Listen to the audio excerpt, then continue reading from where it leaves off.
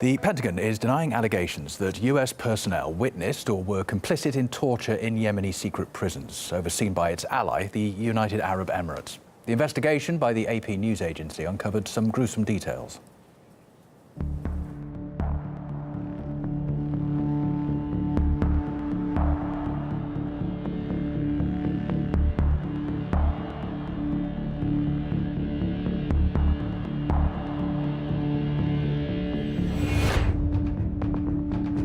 Initially, prisoners were held in shipping containers, which were smeared with excrement.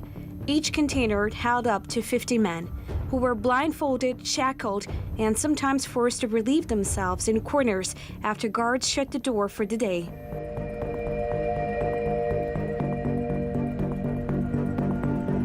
We could hear the screams. The entire place is gripped by fear. Almost everyone is sick. The rest are near death. Anyone who complains heads directly to the torture chamber.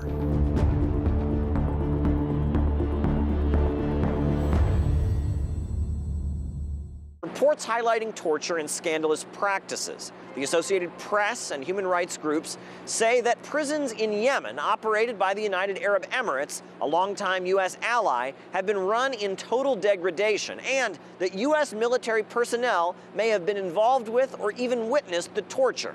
But the United States Department of Defense has fired back with its own report saying, nope, we found nothing. The Department of Defense has not developed any independent, credible information indicating that U.S. allies or partners have abused detainees in Yemen. Now, the key word is independent. They basically just ignored reports that painted horrific pictures of the facilities. On top of the human rights group, we've also gotten acknowledgement of the problem from the United Nations. Investigations by the group of experts confirm widespread arbitrary detention throughout the country and ill treatment and torture in some facilities. In most cases, detainees were not informed of the reasons for their arrest, were not charged, and were denied access to lawyers or a judge. There is some kind of medical experimentation going on in these detention centers, which is connected with psychological domination, torture of people, to see how far they can go. Both the US and Britain and other international community members have openly admitted that they are providing intelligence and logistics to the Saudi-led coalitions. Basically, military advice. I believe they're turning a blind eye to it because they may well be the ones who are advising the carrying out or the doing of things in this particular way.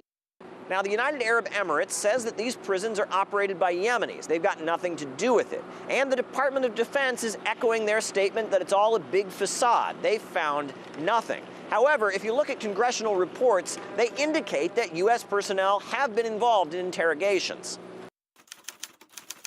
U.S. forces do not conduct detention operations in Yemen.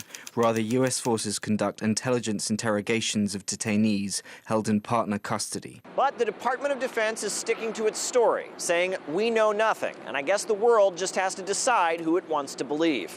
Caleb Maupin, RT, New York.